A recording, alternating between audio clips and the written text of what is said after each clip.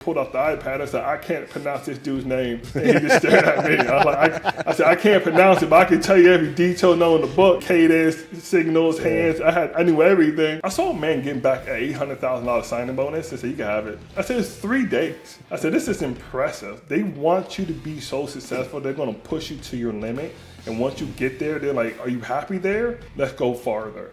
My promo in college, Scarchy and Hutch, when he's like, I want 2 dragons, I legit did it. They like, bro, get me a chair. And I turned around, I did a full dragon. They're like, what is it? Who's this freaky ass dude on defense? They showed people how to play football. The AFC North was that real and that violent that when you walked in there, they're like, look, if you can't be violent on this team, we don't know what to tell you.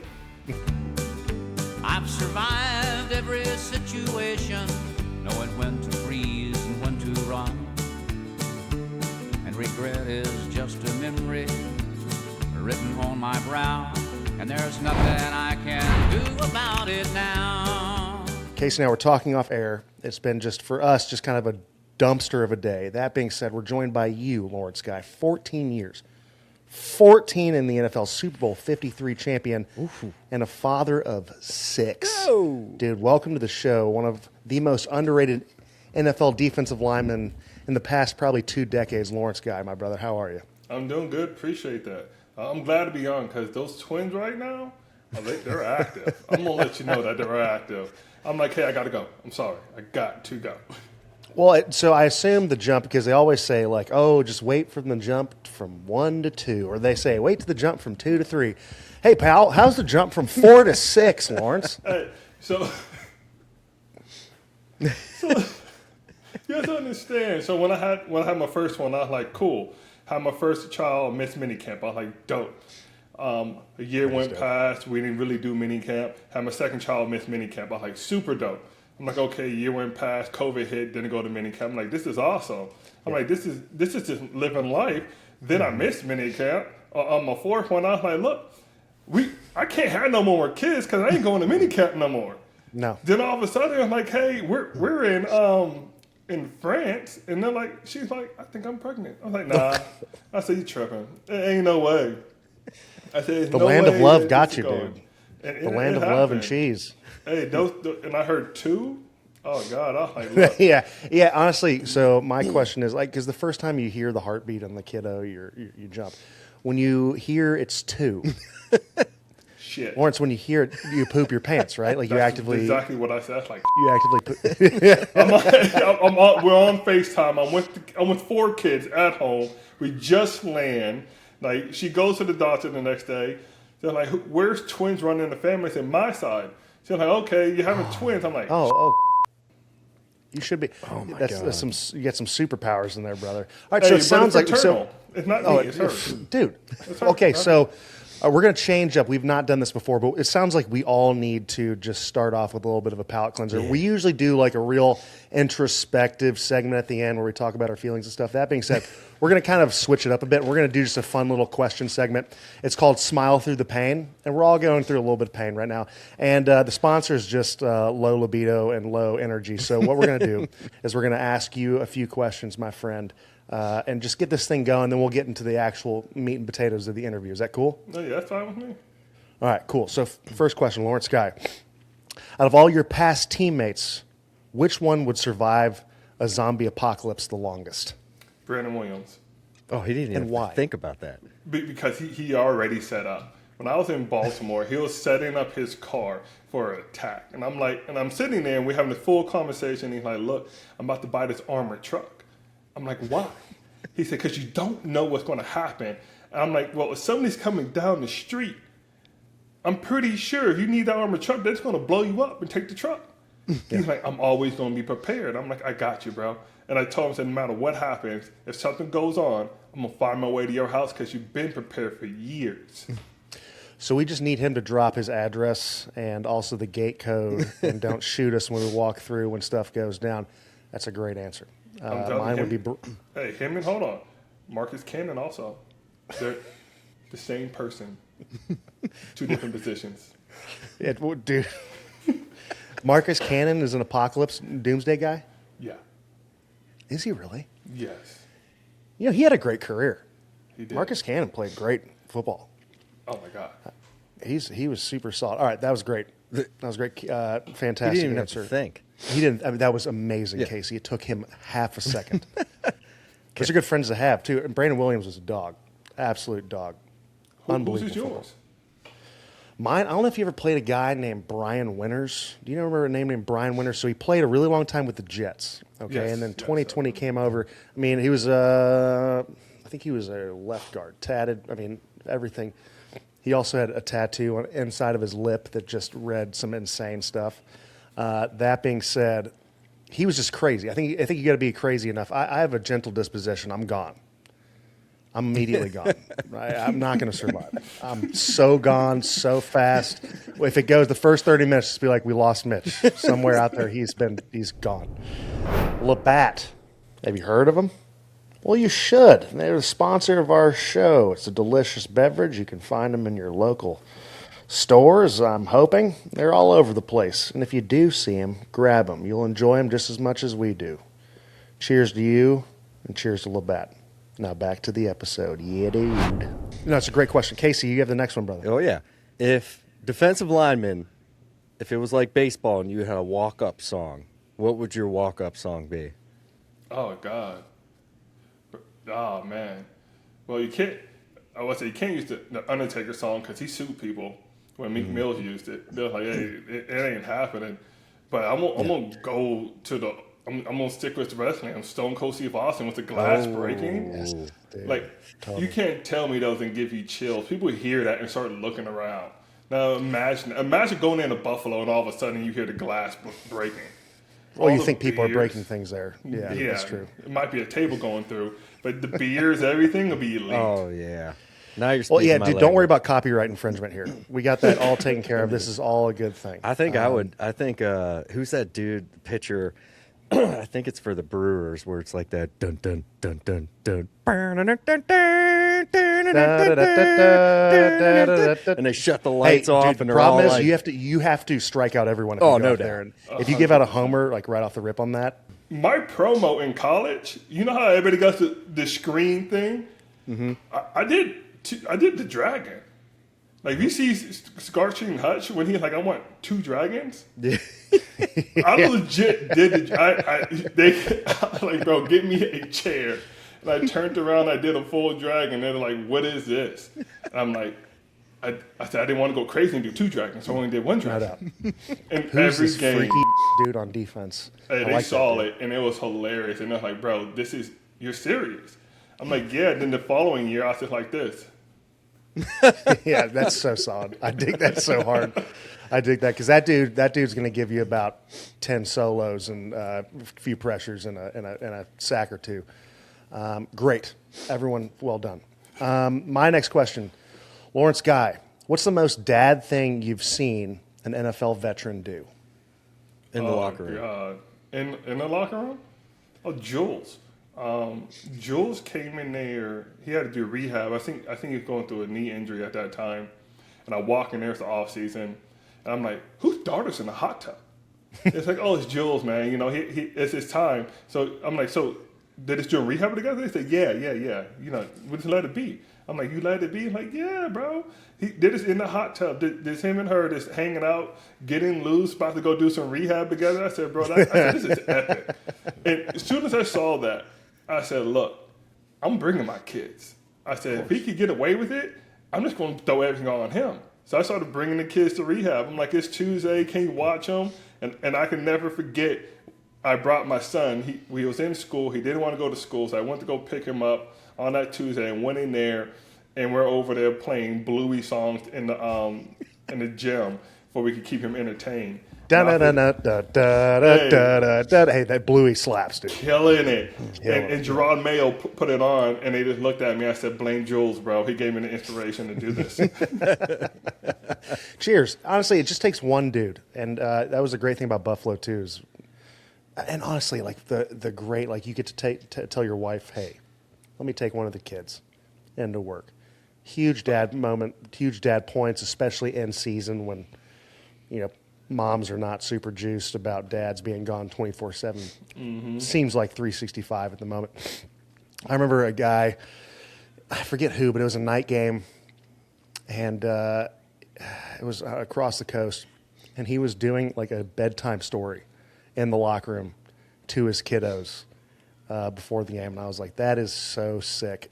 If I looked at my kids right now, they would be so disappointed because I'm just such a shell of myself. I'm so nervous, but that's sick. All right, Casey, next question. Hold on, hold on. We can't share that story out loud because my kids are gonna look at me and be like, "Dad, you didn't read me no bedtime story." Oh no, we all looked at him like, "Dude, I'm like, this is elite." Yeah, it is. It was elite. It was elite. I think he was a punter, so he didn't really have much to go on. Yeah, come on. So cornhole and kicking balls. That's all they know. Yeah, dude. So it was solid. He was all good. It was fun. Yeah. Those guys, they lived in their own different world. Casey, next question, brother. Has there ever been a Cadence or somebody that you played against, their Cadence, that absolutely annoyed the shit out of you? Peyton Manning. I was a part of the Omaha game. Yeah, I was there. I was with the Chargers, and I never forget. Well, like we got the Cadence, and like Omaha meant on one. I'm like, okay. Then all of a sudden, Omaha meant on two. Then all of a sudden, Omaha was first out, and I just looked at him. I was like, bro. I'm like, you flinched. I mean, I flinched, and they threw a flag, and I'm just like, this is ridiculous. And I was talking to Adam Gates one day, and I was like, bro, what is going on with this Omaha? He said Peyton did it in the huddle. He looked at everybody. This is what Omaha means. I'm like, bro, I hated it. This pure hate when it came to Omaha, to the point when they bring up the Omaha stuff when he does his podcast. I'm like, I hate this crap. Like, I was part of this situation. Like, there's nothing I could do about it either. So you just had to ignore everything. You know who didn't hate that? The city of Omaha. Yeah. Really did enjoy that. Talk about just, Omaha steaks. I think he did some gross stuff domestic product went through the ceiling, dude. It was fantastic. All right, oh, dude. Their steak is solid. Their steak, I haven't heard about it much recently. My wife's from Omaha. It's the only reason why I bring it up. It's a really kick-ass city. If you've never been, I've been. You should go. I know you've been. No. Lawrence, have you ever been to Omaha, Nebraska? No. I've never been to Nebraska. It's Nebraska. Yeah, it's in the middle of the country, way up there. Yeah, it's a solid spot. All right, I appreciate you pandering to us on that subject. So not to put you guys out, but you made Florida home base. Is that correct? I did. And when did you decide that? So you know what happened? I had surgery on my right shoulder. And I'll never forget, I looked at the doctor, Dr. Allcheck out of New York, and I said, bro, I'll go wherever I need to go for rehab. And at that time, I was with the Ravens in Elvis Dumerville. This is where he grew up at. And he's like, you should always come down here, man. I get you set up. I do everything. Don't worry about it. We'll get you with the trainers, rehab, etc.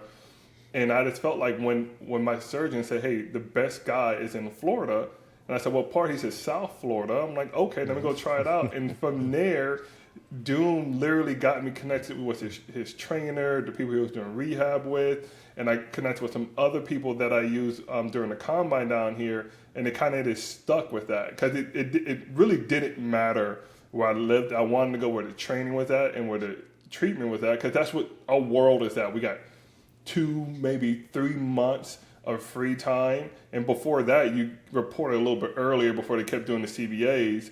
It's just one of those things. You're like, hey, you don't have free time. You had to get it in, get the rehab, do whatever you can. And he kind of set me up with everything. The plus of it is my in-laws live down the street from me. Oh, there you go. Yeah, that's 5 minutes down the street. And I'm just like, look, it worked out. There you go. There's your built-in That's why you stayed. babysitter. That's why you stayed, dude. That's it. Hey, Elmas Dumerville, dog. Haloti Nada, dog. Terrell Suggs, dog. It was. I was going to bring up the Baltimore thing a little bit later, but can you talk about what that defense was like, being a part of that crew? Pernell McPhee, Elmas Dumerville, Terrell Suggs. We had Haloti Nada. We had Corny Upshaw, Brandon Williams, Timmy Jernigan, me, Mike Pierce. So Haloti left the next year. Mike Pierce shows up. No, not the next year. Probably Carl Davis showed up the next year. The following year, Mike Pierce shows up. Matthew Judon shows up. Zadarius Smith shows up.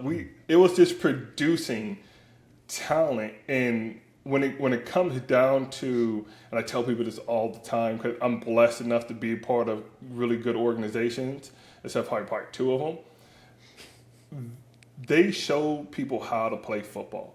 And when I mean it, like the AFC North was that real and that violent that when you walked in there, they're like, you have to show up or you're going to get put out fast. And it determines who you are as a D lineman, offensive lineman. Immediately, when you step in that door, they're like, look, this is our standard. If you can't do it, you ain't going to make it anywhere to place because you're going to be determined of and viewed at what you do on this field, on this team. And it's them, Pittsburgh, like they're those teams that like, look, if you can't be violent on this team, we don't know what to tell you. And it was just special. And I'm truly blessed to be there. Terrell Suggs taught me how to write my notebook. Like I got to see his face every day in my meeting room at Arizona State. He had the little teeth then.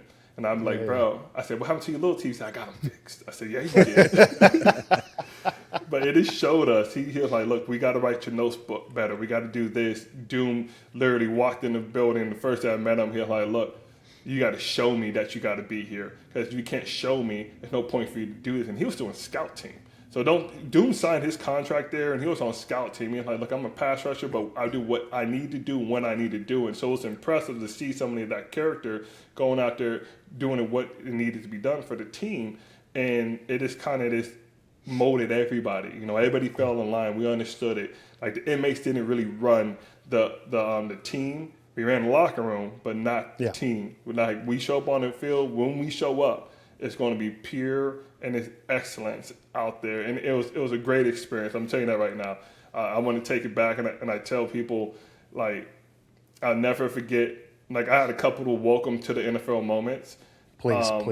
And the one that got me was Clarence Brooks was our coach. We call him CB. About to play Pittsburgh. He throws on the film. One of Haloti Ngata and RG3.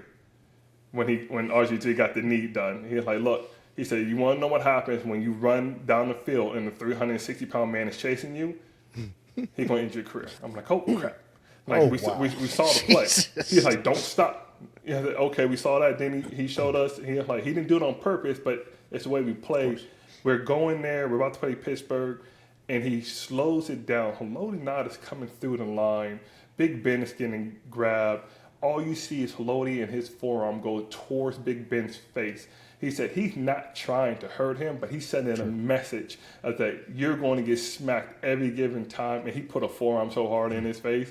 And he was like, look, this is what AFC North is about. Like, violence. Dude, It still holds up, dude. Mitch, the AFC North is a gnarly time to... You know I'm just boiling over here. Yeah, Casey's actually as a born and raised Pittsburgh Steeler fan. I hate your career path with the Patriots and the Raiders. Hey, because of what? I can't help that you guys couldn't win. Like it's not my fault. Like I couldn't do it. When Big Ben left, I can give you this one. Oh yeah. Hey, they told us Big Ben had a MCL or a meniscus tear in his knee. We're about to play. I'm with the Ravens. I'll never forget the moment that the coach said he'll never run out the pocket. I'm like, okay, me and Brandon Williams break through the pocket. My man bolts, full speed. And I'm like, we look straight to the side and I'm just sitting there like, you didn't lie to me, bro. He can run still. He's running. We lost that game. I ain't going to say I lost any more after that, but we lost that one. There were some good battles those years. Between the Steelers, Ravens, Steelers, Pats. Dude, the AFC North is still a hot ticket. Like if they're an in division game on TV, you're watching it. 100%. Not only was that defensive line stacked, that defense top to bottom stacked. You had a Hall of Famer on the other side. You got to practice against Marshall Yanda. Oh, he was my guy.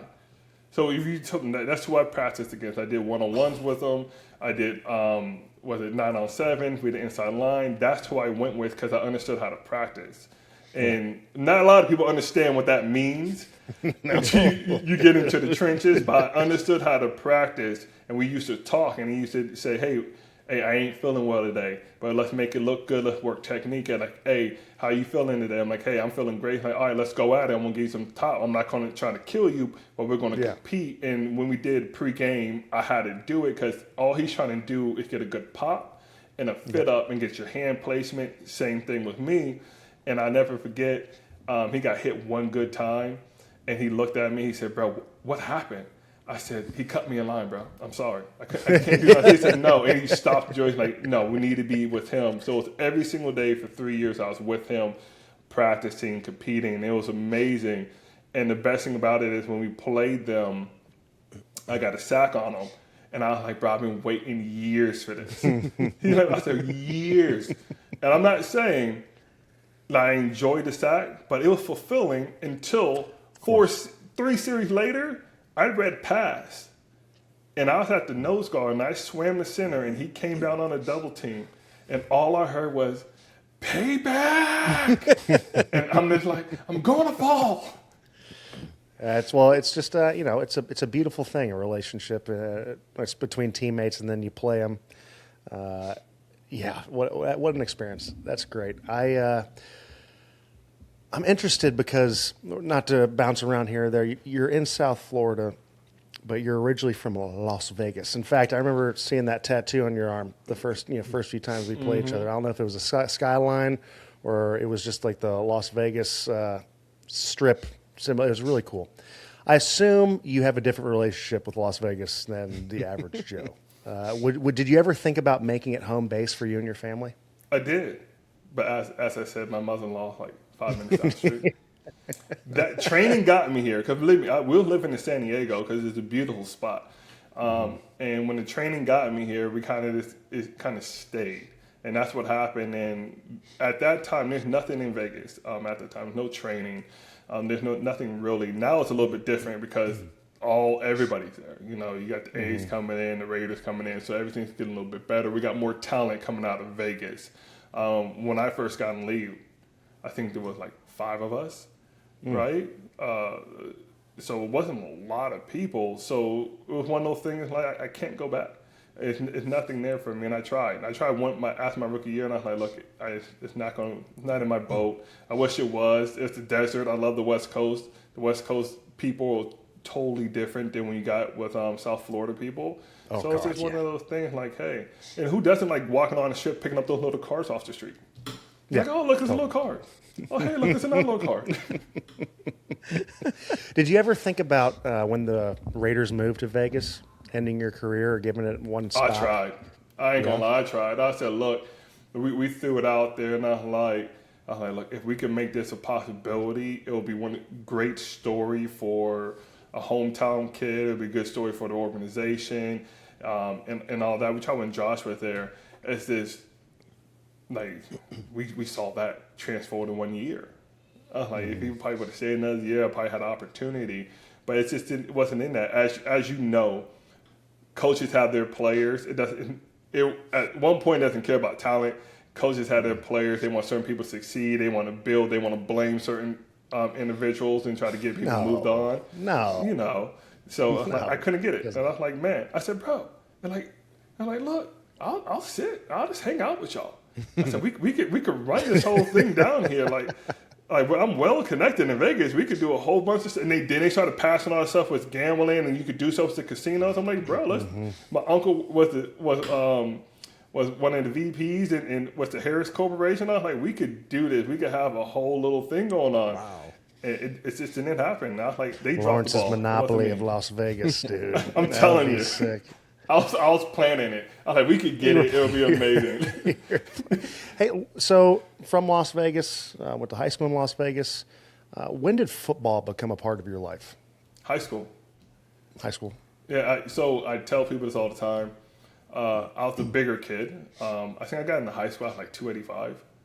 So beef. 6'1", 285 is why. Boom, that's why. Yeah, it's beef. It is what it is. And I never forget, my brother was playing football. He's 2 years older than me. And he was like, bro, either you take the bus home or you're going to come out here with tryouts for football. I was like, damn. I said, I ain't walking. I said, it's hot. It's 100 degrees outside. It's a long walk from the bus stop. I'm like, I might as well just do this. Totally.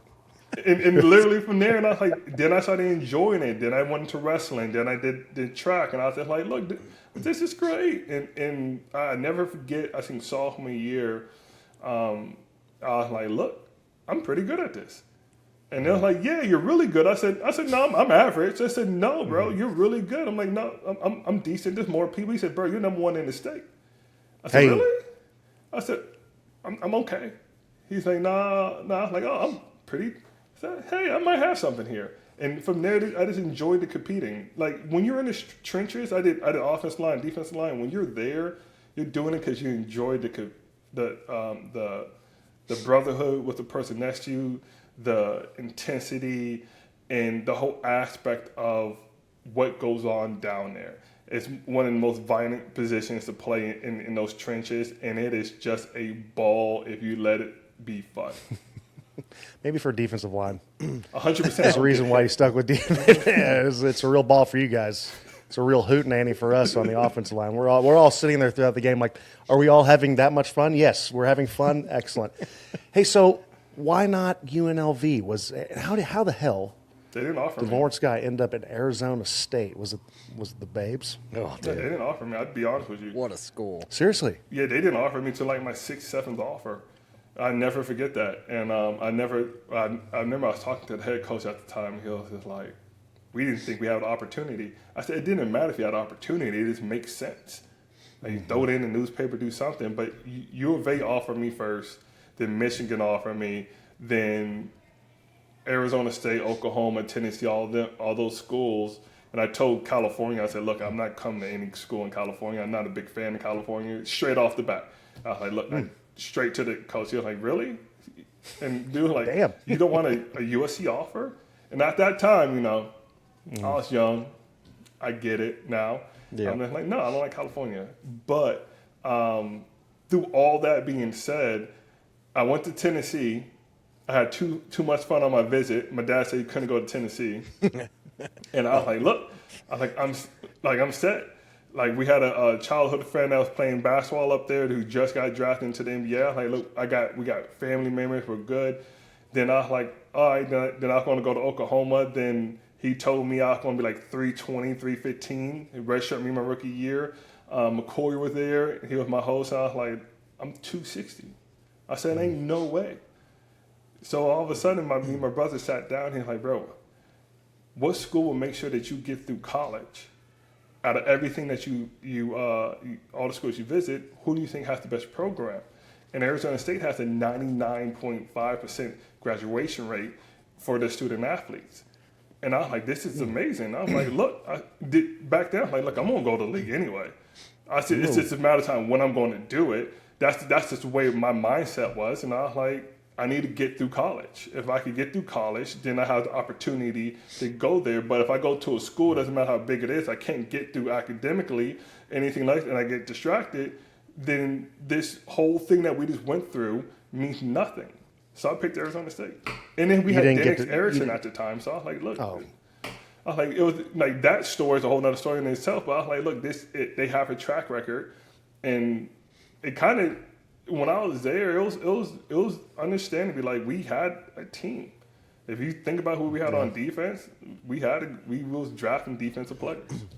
What's amazing is your dad wouldn't let you go to Arizona State Tennessee, because you had too much fun on your visit. But he let you go to Arizona State, arguably. No, Casey, there's zero distractions. Yeah, at Arizona one State. of the biggest party schools in the country. Zero distractions. Well, hey, Oh, he wasn't happy. worked out. He was pissed off. There it is. There it is. He was mad. He was like, you're going to Oklahoma. I said, I ain't going to Oklahoma, bro. He's like, you going to Arizona State? I said, yeah. He was like, what? He to this day, he tells me, he was like, bro, this is ridiculous. Like, I'm not saying, I ain't the only one. Like, my brother got a 4x scholarship to TCU for track. And my dad was like, you picked TCU over Washington? I was just like, we just didn't pick the schools that you like. Dude, come on. Wow. Pops It seems is like you harsh. and it seems like you and your dad have a great relationship, right? Like, or Yeah. I mean, because I remember watching your press conference. And by the way, congratulations. Whenever someone gets the opportunity to sign a one-day contract with the team, that's a vote of some. It's profound. It means it's amazing. It's a blessing. It was a blessing. You made an impact on that team. That team made an impact on you. You spent 7 beautiful seasons there. I'm hoping I'm not overstepping, but there's a quote from that press conference I'm hoping you might shed some light on. You kind of went through your kids. Your kids were having a ball. You talked about the impending twins that were on the way, but not yet. You were going to ring the bell on top of the tower you hadn't been at, a bunch of other stuff. Then you talked to your dad, and you looked at your dad, and you said, Dad, remember when they said I wasn't even supposed to graduate high school? Do you mind giving some context on that? Is reality. So I got diagnosed with dyslexia at 21, going into the draft. We had no idea. We just got an opportunity to do the test. And from there, nothing was set up. I went to a public school. Ain't nothing set up for us to succeed at that public school. Like, it was like, look, freshman year, you're going into the school, teachers don't last. Sophomore year, they're trying to convince you to stay in school and not join the casinos and get your GED, work those night shifts and deal cards. By junior year, they're really like, hey, these are the night schools you could go to, because some of the people are already old enough. They're like, look, understand this is a union, you'll get fired in a couple of years, they make good money. It wasn't a reality for me because of the struggle of what clearinghouse was back in the day. Right. Was you have to get your GPA up, and you have to get an ACT or ACT score at a certain level. And mine just wasn't there. I had to take extra classes senior year to actually get to that level for my ACT to actually matter. Because again, I went to a school where it didn't matter. They wasn't putting classes on your list to make sure that you went to college. They're just putting classes on your list just to make sure that you pass. And all of a sudden, you're like, well, this don't qualify. This doesn't qualify. Clearinghouse was a beast back then. Now it's just cupcakes. You get in with nothing. But then it was just difficult. So they literally like, hey, we don't understand if he's going to be able to finish any of this. So they already doubted me the whole time, right? Because we didn't know I was dyslexic, so everything was a little bit more difficult than everybody else. Mm-hmm. So they wrote me off years ago. They wrote me off in middle school. They were like, look, we don't understand. They said he has a behavior issue. And I was like, okay, then a behavior issue. Then you go find one teacher in high school, and they're like, look, it ain't a behavior issue. We can figure this out. And they're like, well, we don't know what to do with them. Then, like, I had one teacher, she literally copied and pasted something offline and gave it to us as homework. And if you didn't give the answer what the online format gave, you were incorrect. And I'm sitting there, and she tried to fail me in the class. I'm like, look, this is the answer. Like, and this is ridiculous. I don't get it. That this is what it comes out to. Like, no. Then we found her homework online. We were like, look, this is your homework.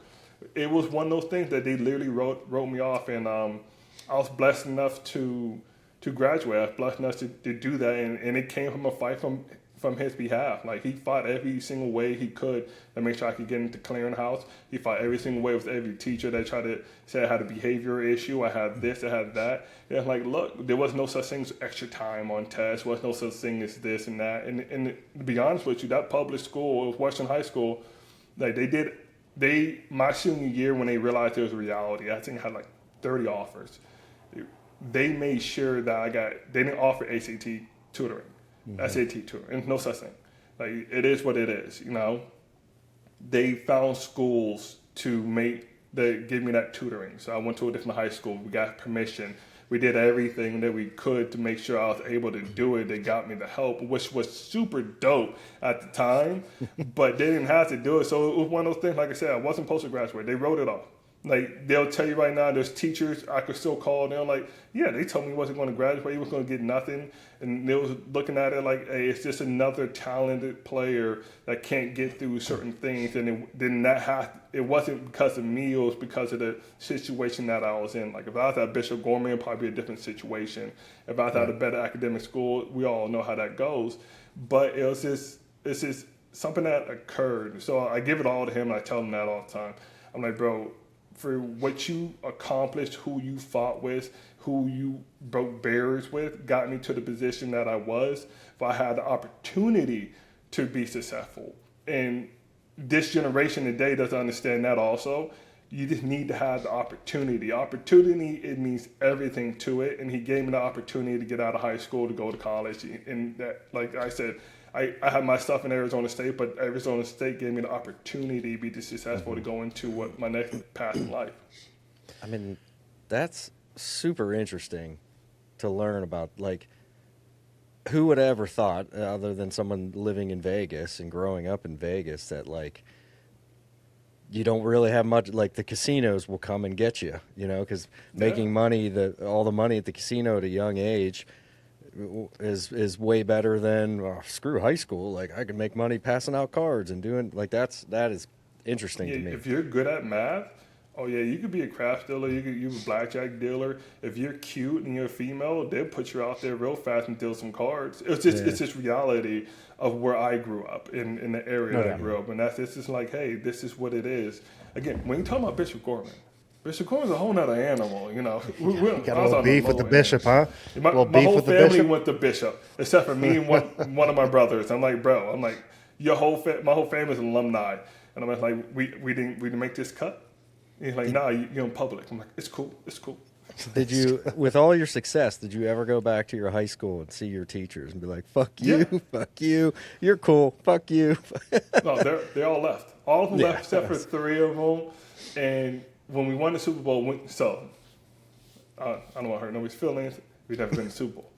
If you go to the Super Bowl, you get an opportunity to get a gold ball from the NFL, and you can send it to whatever school you want to. And I sent it to the high school, and they were like, "This is." They sent it there. I didn't get like, "Oh, thank you, this is dope." I found out years later when they retired my number. They retired that. They said, "Man, this gold ball is super dope." Like I signed a jersey, they did everything, but I tried to make an effort, and my dad still keeps in contact for one of the teachers that are there. That the problem is you never want to be forgotten. You always want to be remembered for something. And I always say, like, look, if you keep in contact, you keep doing this, you have to let people know what the opportunity is from leaving that school. Like I said, it wasn't a school that was a huge success, but it was the ideal, like, anybody could do something if you put your mind to it, no matter what your circumstances is. You can see the wall in front of you. You got to figure out how to climb that wall. Like, you don't got to break it. You just got to figure out how to climb it and reach the peak. And if you could do that, you could succeed so much. And that's pretty much what I did there. So I get to go back. Like, I've been back twice now. I'm like, okay, this is better camp. We had asbestos. Yeah. We had to sign a little waiver for asbestos. Not ideal. Not ideal. They're like, what is this stuff up here falling? They're like, it's asbestos. We're like, oh, okay. Hey, dude, cheers to resiliency. Boy. Cheers to opportunity. And cheers to parents going to war for their kids. Yeah. Cheers. Cheers to you. Cheers to your pops. I'm drinking soda, by the way. Yeah, soda's great. I got that good stuff. No, it's all good, brother. I don't want to take away anything from Arizona State or the Colts or the Packers or the Chargers. I don't want to take anything away. But I want to get to the nitty-gritty. You signed a 4-year, $20 million contract with the New England Patriots in 2017. Like we talked about, you spent 7 years there. I can ask you the big picture stuff. I can ask you all this stuff. There's so many questions. My first question is, why New England? What brought you to New England? Was it just you had the opportunity to have this cheese, this life-changing cheese, or was there something else that you saw in the water there that you wanted to take a drink? No, we all know the answer. It goes to money. You go to money. You go like, oh, you're the highest bidder. But this is the crazy thing. I got the contract from New England, and I told the Ravens to match it. I said, if you guys match it, I will stay. And they were like, oh, no, that's not what we have in the future for us. And I think they offered me a 2 for 2. And I was like, and Anthony Levine was a special teams player, and he was getting 2 a year. And I'm like, bro, I said, well, I see why I lie in here. Then I was like, look, I hated playing New England. The Patriots were difficult. Hated going up there. Like, I'll never forget my last year. I'm over there going against Shaq Mason and Marcus Cannon on a double team. All of a sudden, I'm just like, bro, I don't know what to do. And they're just talking to me. And I'm like, and I'm talking to Shaq. And at the time, I didn't know him. And I'm like, bro, he said, it's impossible. I said, what? He said, it's impossible. That's insane shit talking, by the way. And I was like, you already know what I'm talking about. He said, yeah, bro. I said, I haven't met nobody yet to beat this double team. I'm like, I said, they got to come downhill, bro. But when I got there, help me. Like hell, it was like Bill's standard of play is so like I think you hear Tom talk about a lot. If I've seen offensive linemen, because Scar was a real coach. Scar coached me also. Scar made people quit in 3 days. I saw a man getting back an $800,000 signing bonus and said, "You can have it." I said, "It's 3 days." I said, "This is impressive." They want you to be so successful. They're going to push you to your limit. And once you get there, they're like, "Are you happy there? Let's go farther." And that's what it was. And like I said, it's a unique place. And when Tom would say it and the McCourties would say it, it's like it will challenge you to the bone till you're like, "Look, I'm about to break." Then they just say, "Okay, cool, let's keep going." And then you become the best player you can. And if you take that challenge and you can live up to it, you could be pure excellent at your position, and you'll reach heights that you'll never think about it. But you'll also see the culture when people leave, the intensity. Like we were doing full pads in week 17, and I hear people like, "Oh man, we should take off the pads in week 12 or week this." And I'm like, Bill's like, "Look," he said, "they're soft." I said, "We don't take off the pads because we want to feel the pain. We know you're hurt. We know it sucks. But what are you going to happen in the fourth quarter when you're hurt and you're like, we're tired? You won't keep it going because you're used to it. Everybody else is just going to quit." And I was like, "Bro," I said, he got a point. Like I tore a bicep, fourth preseason game, first season there. He's just like, "Okay, what are we going to do? Are you going to suit up or you're not going to suit up? We got somebody behind you." I was like, "Well," I said, "Well, that means he after Tampa, 4 weeks in, got a cortisone shot." I was like, "Let's go." I said, we're in it now. I said, give me a cortisone shot every 4 weeks. Let's do it. But what is it like when you have to have that conversation with yourself? Like, because I can sit here and say, "Oh, I would definitely rise to the occasion. I'd rise to the challenge when that opportunity presented itself." But when it comes down to it and you actually are in it, what's the self-dialogue like, especially in that organization when you're like, "All right, this is the standard of play. I know I can reach it. It's in there, but I got to talk to myself and get myself to that position"? Well, you look in the mirror, or you look at yourself, and when you sit in your locker, everybody does it. You sit in your locker, like I don't know how people tie their cleats, but you start tying your cleats. Hopefully, you put your socks on, then your cleats, not sock cleat. That's just weird. But you sit there and you look down, and you're just like, "Look, this is hard, but why is it hard? It's hard because I got to get better. It's hard because I'm challenging myself to a point where I wasn't able to do the previous years. What can I do to make this easy? How can I do this? And if I could get it done, how good of a player would I be?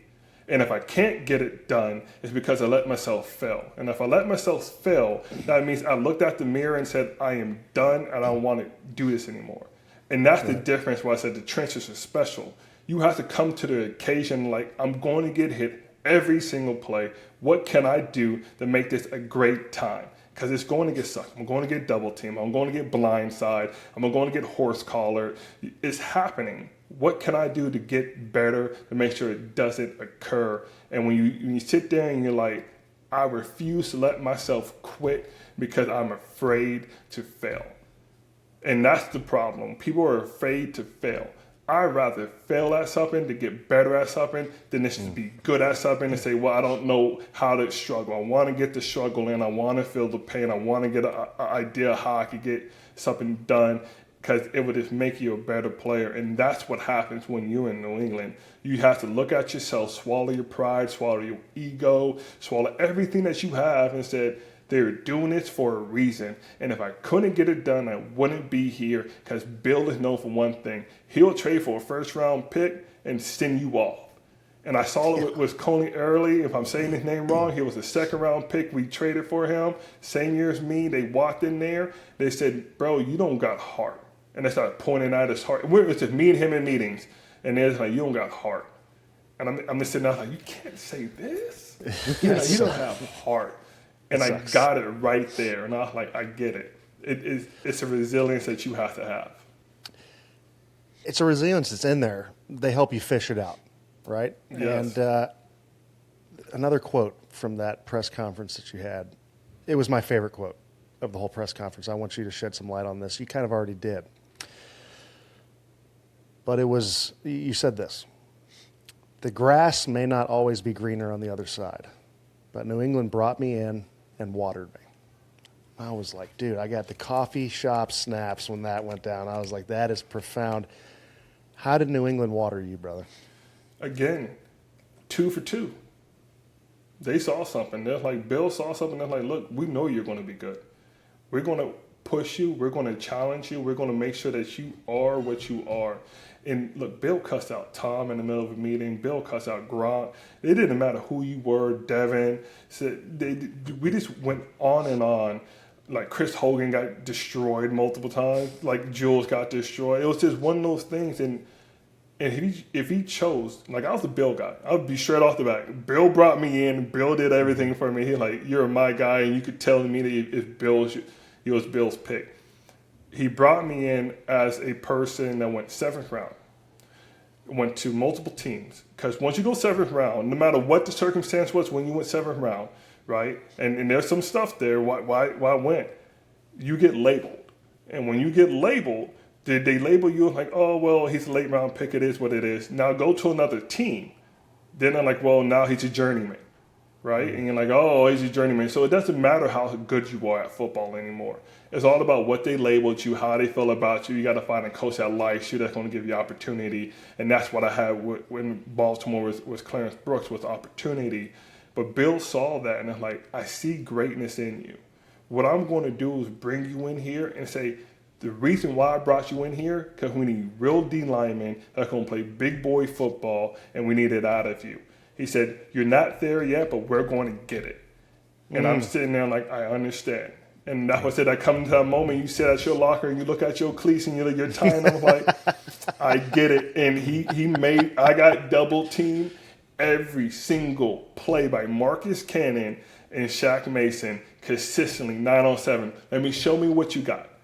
Every single time, goal line, show me what you, and they wasn't letting up. Show me what it is. Let's go. We had half line.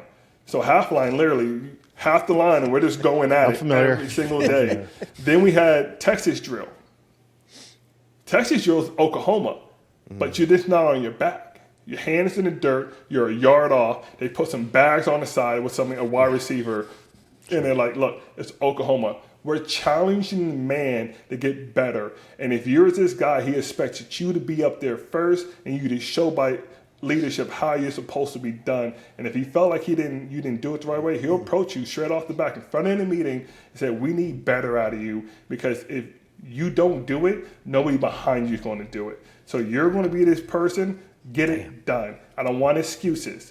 I tore a bicep. I got knocked down from the C gap all the way to the A gap next to Allen Branch. He said, look, we expect better. I said, my bicep's gone. He said, are you on this field? I said, I am.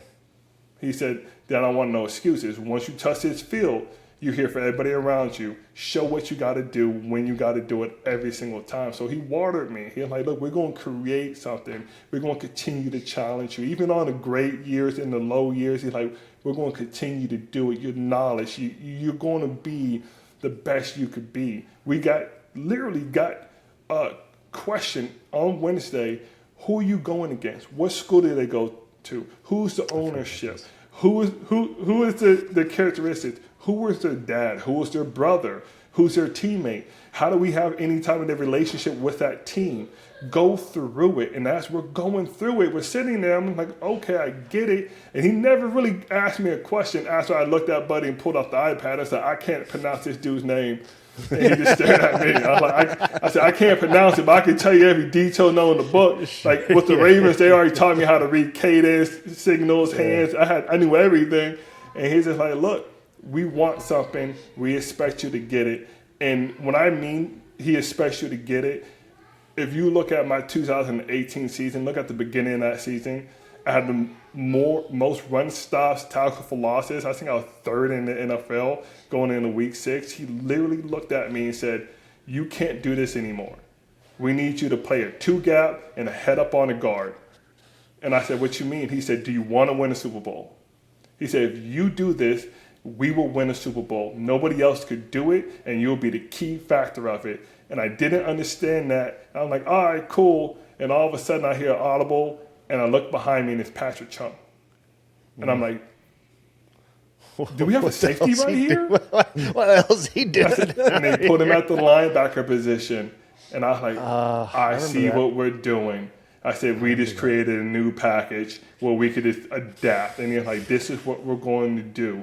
And we won the Super Bowl. And I was like, bro, I said, you were right. He said, I knew you were the person to do it. Because remember, he was trying to look for someone that could, like Big Vince, that could do something characteristic. Big Vince did everything. 5 technique, 3 technique, nose. And all of a sudden, he was looking for that person. And when he found that characteristic in me, I went from a 9 technique all the way down to a 0. And we were just going back and forth, back and forth. He's just like, you don't need to lead the field. You just got to understand what you got to do and do it at a good level. And I was like, bro, and I got there. And I think in 2 years, I made the decade team. And I looked at him, I said, I appreciate that. He said, bro, look, he said, you're welcome.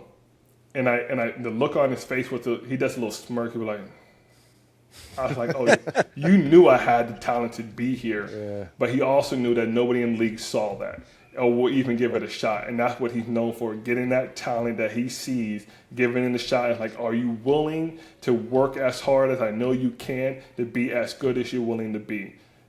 So he watered it.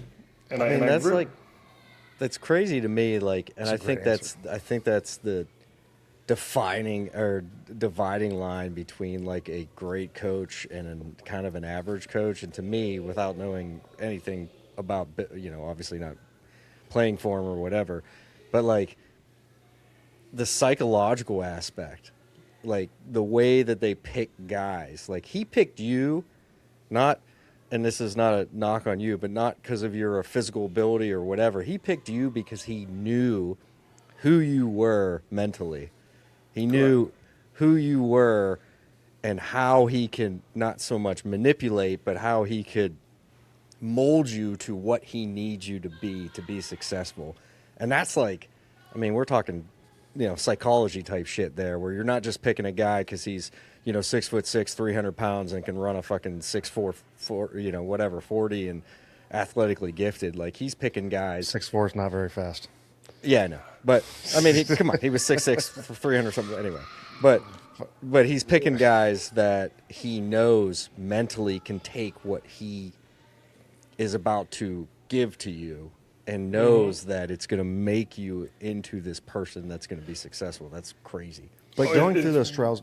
It's mind-blowing because I don't want to cut you off because I could say this, and this will give a big perspective on it. We had Danny Shelton come in. We traded for him from Ohio, Cleveland.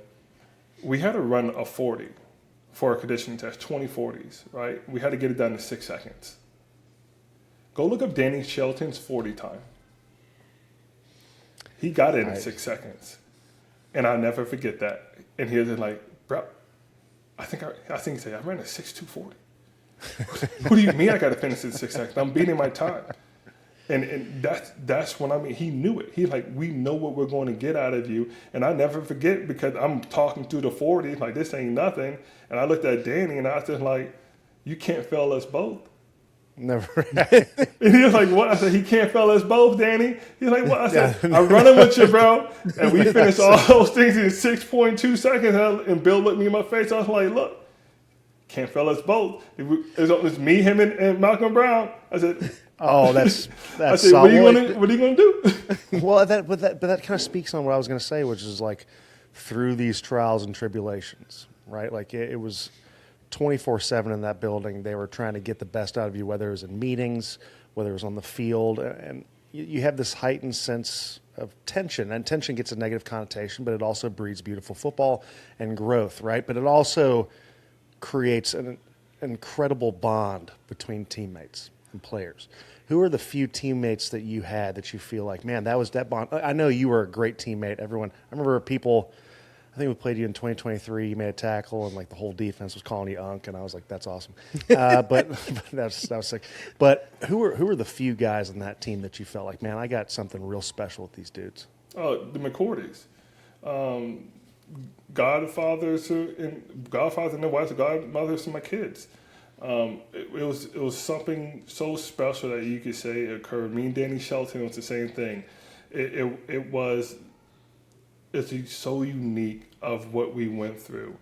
Dietrich Wise, all the guys that were there. It was a grind, and a grind is an understatement of how that was. And it's hard to tell it in a way, but those teammates, we went through everything from COVID, from coming in to bout runs. Bout runs, by the way, if you're a big guy, 420 yards in 2 minutes with a minute break. We had 5 of them.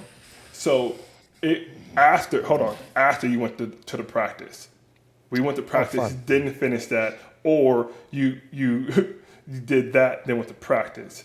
It was the grind of understanding that it is exhausting. Our families got together. We did everything. I hosted people for holidays. If you didn't have a place to go, come to my house, because it's a family aspect of it. And I'll never forget Ryan Pickett saying, once you have that true brotherhood on your D-line or on your team, there's nothing that somebody won't do to make sure that you're protected in the middle of the game. And it's one thing that I'm like, look, I know I'm going to be protected. I know Dev is going to get me right. I know Jason's going to make sure I'm here. I know Danny's going to make sure I'm there. I know Dietrich Wise is going to step on my foot, but I know he's going to be, it's like Dante Hightower. We're going, like I concussed Dante in the middle of a game. Literally concussed him. Kansas City missed the guy, hit him, and I was like, I'm sorry. He said, I'm concussed. I said, I bet you are. Because I'm ringing right now. Following year, my patella goes. I'm like, what the heck? And all of a sudden, he threw his guy into my leg. And I'm just like, this was payback from the concussion. Payback, dude. He was like, no. I said, yeah, it was. But it was those aspects of players knowing that you're willing to do what it takes, when it takes with them. And then off the field, they show up. Like, if you go look at all the charity events that I did, all my teammates are there. And that shows how big of a brotherhood it is. I'm having 20 guys show up on there on their off days at 9 o'clock at night in Roxbury trying to go to a Boys and Girls Club. And I'm like, you could do something better, but it's just one of those aspects. They're always there. You could call them. You could text them. They're going to be honest with you. They'll work through it. Like, how can we get this done? How are we going to be able to call this? It's just going to affect you. Like, I'll never forget the time when we had a full meeting. They're like, Lawrence, do you think the guys would get the call? I'm like, no. I was like, I'll just be honest with you. I'm like, D-linemen have a reputation for a reason. I was like, no. I said, they're not going to get it. We switched everything up mid-play. We're like, bro, he's like I'll never forget Devil, like, we're changing the call. He said D-line can't get it. We're in the middle of the game. He said, we're changing the call. Killed everything, changed the call just to benefit us. So it's one of those aspects of, like, those guys will have my back for life. And it's one of those things that we kind of take advantage of when we leave the locker room, with how special the locker room is. And when you have those guys that leave the locker room with you, you can still give them a call, have that. Mike Daniels is the same way. He's a real good friend of ours. You can always call him out on what happens and what he did. Except for Mike. Mike gave me some bad advice when I was in Ohio. I said, Mike, I'm done with this crap. Like, this team is terrible. You could do it, Lawrence. I'm like, yeah. I said, Mike, I couldn't do it, Mike. We won't talk about that team in Ohio. God bless you for that, by the way. And honestly, what makes football so great, and that opportunity to go through hell with those folks and to kind of build, because people ask, like, do you really go fight? What do you, when stuff's going south, or when you hit that real pivotal moment in the game, what do you do it for? Who do you do it for? And it's the same thing that folks say when they go to war. It's not for country in the moment. It's not for all this. It's literally for the dude right next to you. All the stuff you've gone through. And if you focus on that moment, it's not the fans as much as they want to hear it. It's for the folks right next to you. And God bless you when you do it. And there's something, if you could put in pill form, Lawrence, that feeling of walking into a locker room after a win with your good buddies. And maybe it's an away game. It's like those 2 hours right after a game before you get on a plane. It's like a drug. You break down the team. It's a drug. Yeah. And what makes it so special is the bonds that you create. And cheers.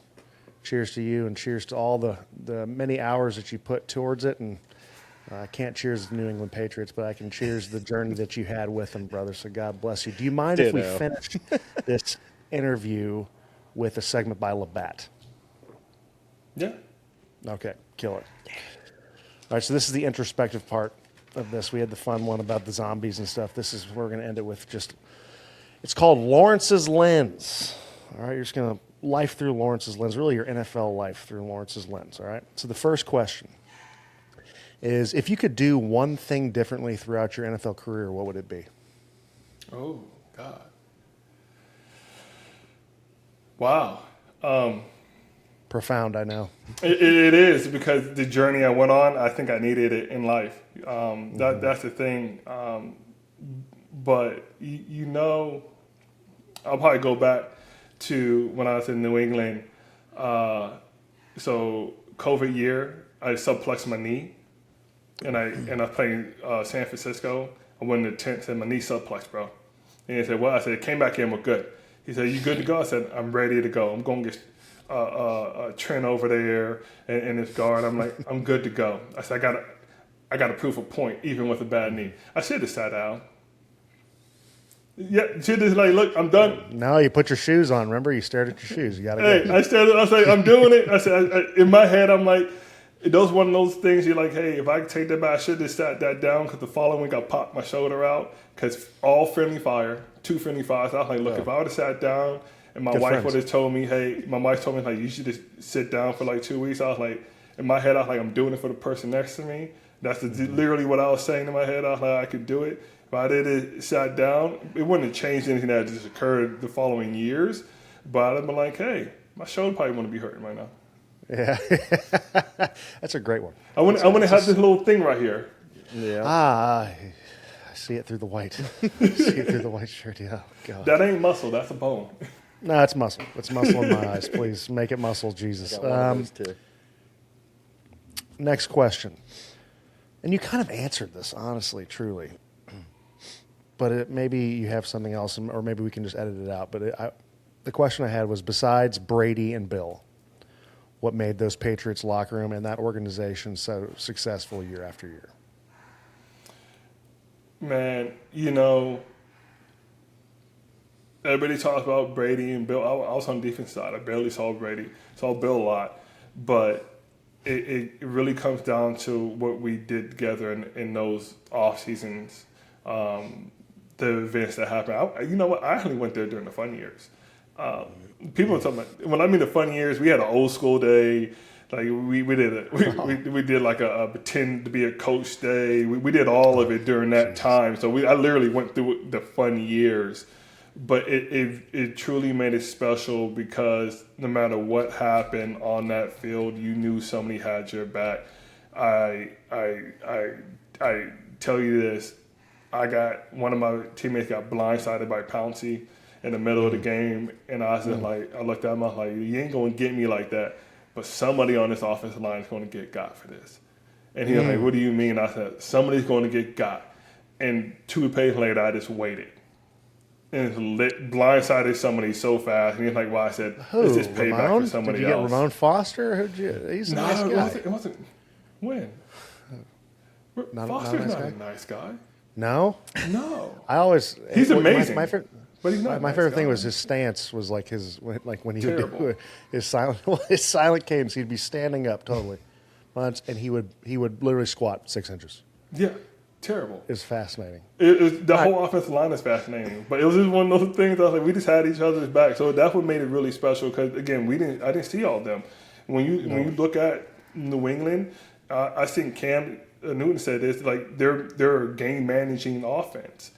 That's a defensive team. It's always been a defensive team. So we put everything on our backs and like, look, you gotta uphold that score. And now it's just reality. What he said? He said, we only scored 2 touchdowns. Don't give up more than 2 touchdowns. I'm like, I hear you. Okay. I love people helping people, helping people, people helping people. That's fantastic.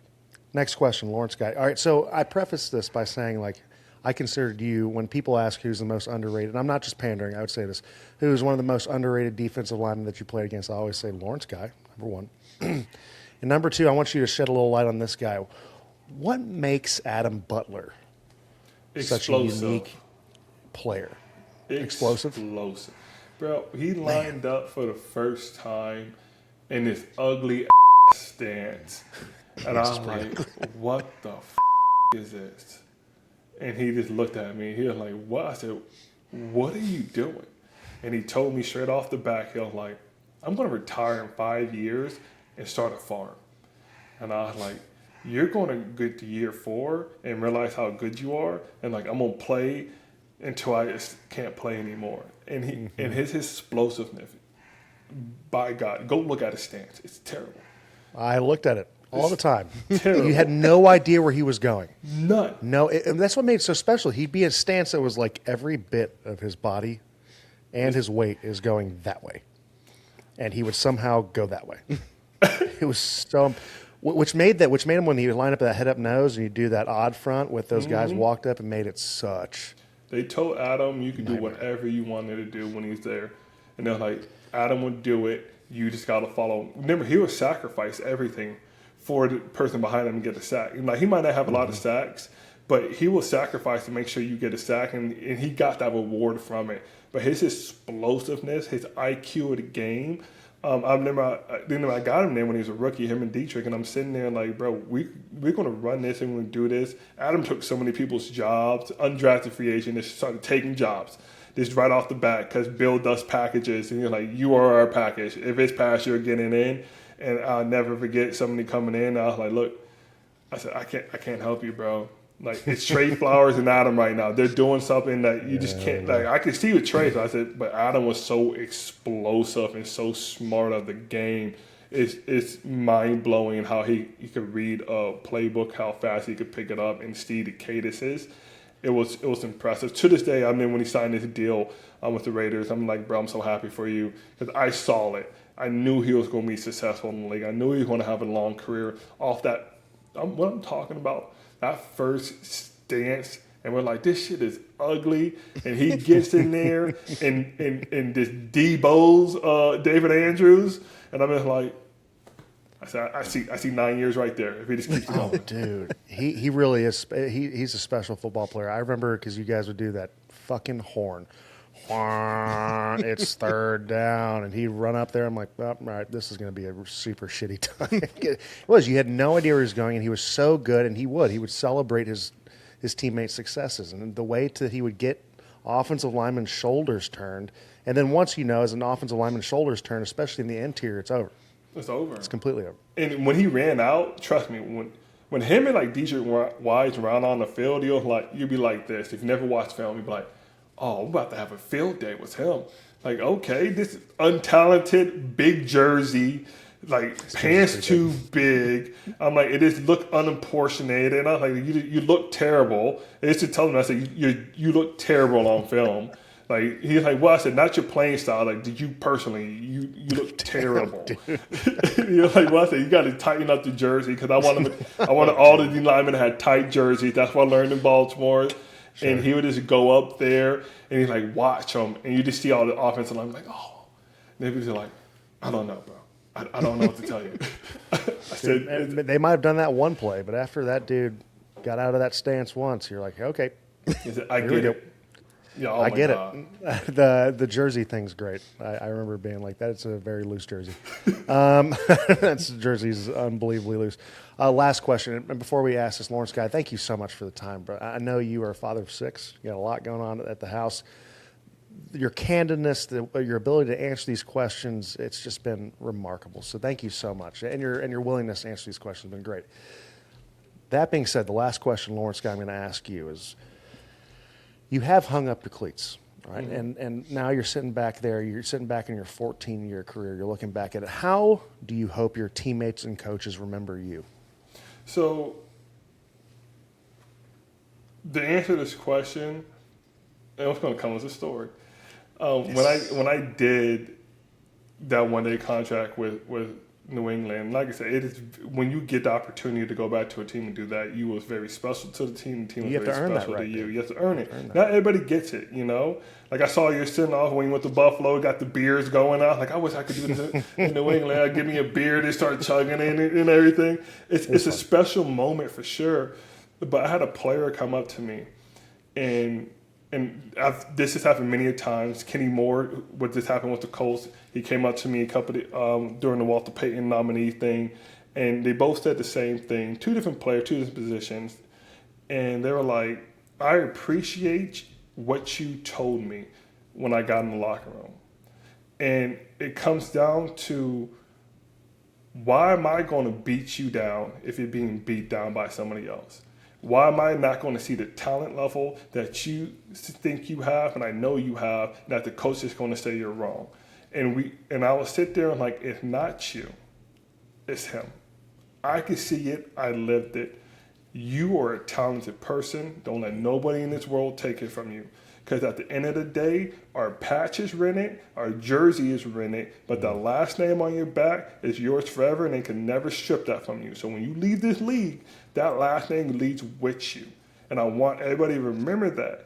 And when they came up to me, I'm like, what you did for me my rookie year got me to an understanding and got me out of this headspace that I am capable of doing whatever I wanted to do when I wanted to do it. And it's not that I wasn't able to do it. That person might not want me to succeed, but I'm going to find a way to do it, and I'm going to challenge myself to do it. And I just want to be remembered for that, for somebody looking at me and say, look, you gave me the opportunity to be the best version of myself because you saw something that nobody else wanted to see. You sat down there, you gave me time of your day. You sat at my locker when you saw my head dip. You sat there, watched film with me. You sat there in the middle of the game or the middle of practice and said, bro, don't worry about that. I'll make it up for you. Like, we'll get that back. Let that fly over your head. And that was something that 2 different players told me. And I was like, look, somebody did that for me. And I always remember that. And after Ellis Dumerville was a hell of a person for me. And he did this to me. And I was like, bro, him and Corey Ridding, like, they were my guys. And I was like, look, I want to be that player for you. And I was telling a D tackle in Ohio, and he said, why are you helping me out so much? And you just got to this team. We know it's competition. I said, I want to be part of your legacy more than I need you a part of my legacy. And if you could always understand what that means, you will understand how far you could get in this league. Wow. That was profound, dude. That was unbelievable. As a guy who didn't share the locker room with you, I can attest the folks that have been on your team, like a Mac Jones, rather. You ask guys about other dudes in the locker room, and I've always been very curious about your role in the locker room. Ever since we started playing each other, everyone shares the sentiment that those 2 dudes shared, that you were a fantastic person, a prolific football player, and a great friend and a human being. And over these past, hour and 12 minutes, we've gotten to see that in the light. I really appreciate the time, brother. This was an immaculate experience, my friend. I hope to see you sooner rather than later, put my paws on you, and not us be in uniform, my friend. God bless you, pal. You're a treat and you're a gift. God bless you and your family. Appreciate you. Again, and thank you for having me on. When I heard I got the opportunity to come on the podcast with you after you beat me up so many times on the phone. Oh, shut the fuck up. I said, let's do it. Dude, shut the fuck up. Let's do it. Dude. I heard the complete opposite. Yeah, no. Don't let him fool you. We can turn the film on. No, we could. No, we really could. He put the pause on me. Then he started talking to me. He said, I'll put the pause on you. I did not. I said I got away with the hold on that one. I'm sorry about that one. And I did that over and over again. It was me just holding the hell out of Lawrence Guy because that's the only way you could block him. That was another episode of In Good Company. God bless you. This was Lawrence Guy. Cheers, gang.